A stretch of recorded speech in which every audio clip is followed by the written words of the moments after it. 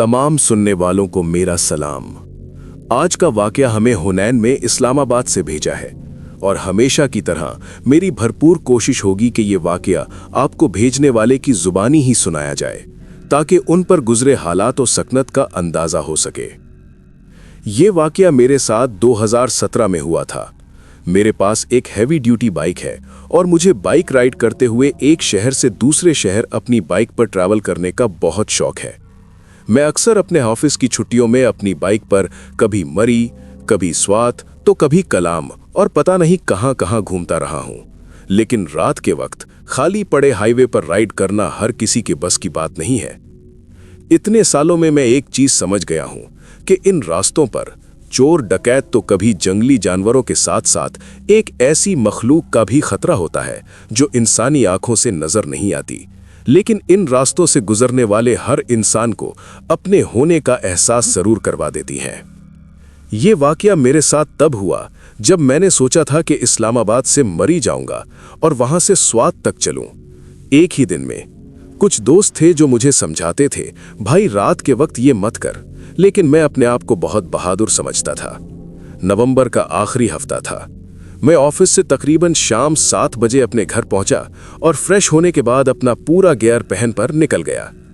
इस्लामाबाद से मरी का रास्ता होता है 50-60 किलोमीटर का और वहां प्योरली अपहिल माउंटेन रोड है।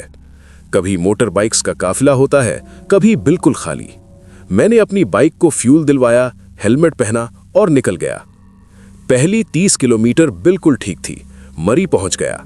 वहीं आयशाज बेकरी पहुंचकर थोड़ी चाय पी, रेस्ट किया और फिर मैंने सोचा कि स्वात चलूं। मरी से स्वात जाना सिर्फ 100-150 किलोमीटर ज्यादा था, लेकिन वो रास्ता बिल्कुल अलग लेवल का था। मरी से निकलकर जब मैं स्वात की तरफ चला गया तब रात के 10 बज चुके थे। पहला 40-50 किलोमीटर ठीक था। मैं अपने बाइक पर स्पीड पकड़े चल रहा था। रोड खाली था, बस कभी कभी कोई ट्रक या बस दिखता था और फिर से अंधेरा। लेकिन जैसे मैं मियांदम के पास आया तब मुझे एक अजीब सी फीलिंग आई। मैंने देखा कि आगे रोड पर एक फिगर दिख रहा था, एक औरत का साया, बिल्कुल अकेली, सड़क के किनारे खड़ी, अपना हाथ उठा के जैसे लिफ्ट मांग रही हो। मैंने बाइक स्लो कर दी। ये फिगर तकरीबन 200 मीटर अहेड था। मैंने सोचा कि मे बी कोई इमरजेंसी है। मैं उसके पास गया। जब मेरी बाइक और उस फिगर के दरमियान में 50 मीटर का फासला रह गया तब मुझे सही से दिखा कि एक औरत जो बहुत लंबी थी, वाइट ड्रेस पहने रोड पर खड़ी मुझे ही देख रही थी, लेकिन उसका चेहरा बिल्कुल काला था, जैसे किसी काले मार्बल से बना हुआ हो। कोई एक्सप्रेशन नहीं, चेहरे पर कोई हरकत नहीं।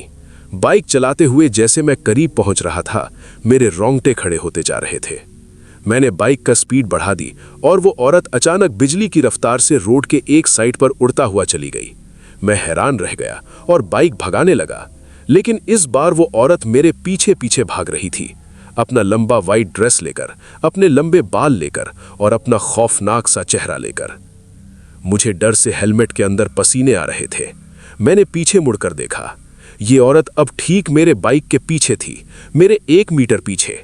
मुझे जब कुछ नहीं समझ आया तो मैंने तकरीबन 10 सेकंड के बाद जोर से ब्रेक्स लगाए।